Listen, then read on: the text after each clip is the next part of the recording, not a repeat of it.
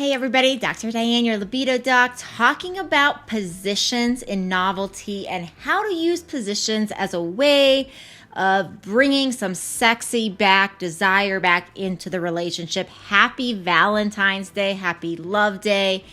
One of my favorite things about positions is it really can mix things up. And remember, when we're talking about novelty, we're talking about how to keep that desire there, that passion there, that hotness there in long-term relationships.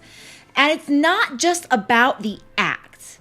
Also with novelty is all of the time leading up to the act. So for example, if you schedule a sex date on a Saturday night, you might start thinking about, hey, what position have we never tried? I recommend this book, the big black book on sex positions, and it is full of very graphic pictures, but that really help you understand angles and positions. I really appreciate this book because sometimes there'll be drawings and it's hard to see exactly what, people are doing, but this is actually a book of people doing a wide variety of positions. So it's a really great way of mixing it up. Another cool thing about this book, again, is a big black book of sex positions.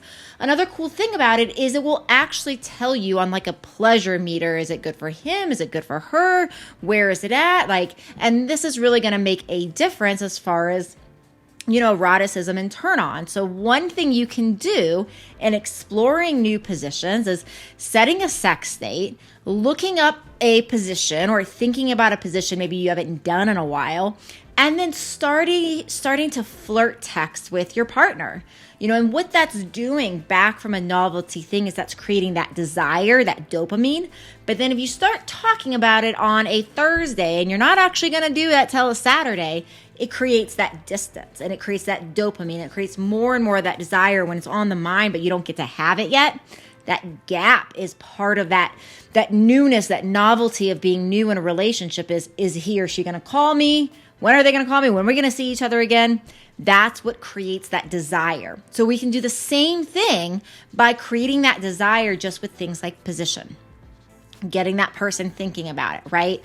And so you might have a lot of positions in mind. I like having this book on my bed. This book sits on my nightstand because it's so easy to just get used to what feels good and what you're used to doing, and things get busy. And it's just an easy way to flip it open. I love, these kind of conversations in advance, but even if it's just last minute, I need 2 minutes before we're going to start doing sexy time, go open, flip to a position, go for it. Remember to not worry if it's awkward, that anytime you try a new position, there might be some awkwardness. And also remember to consider something like this bullet by +1. There's a lot of little bullets out there.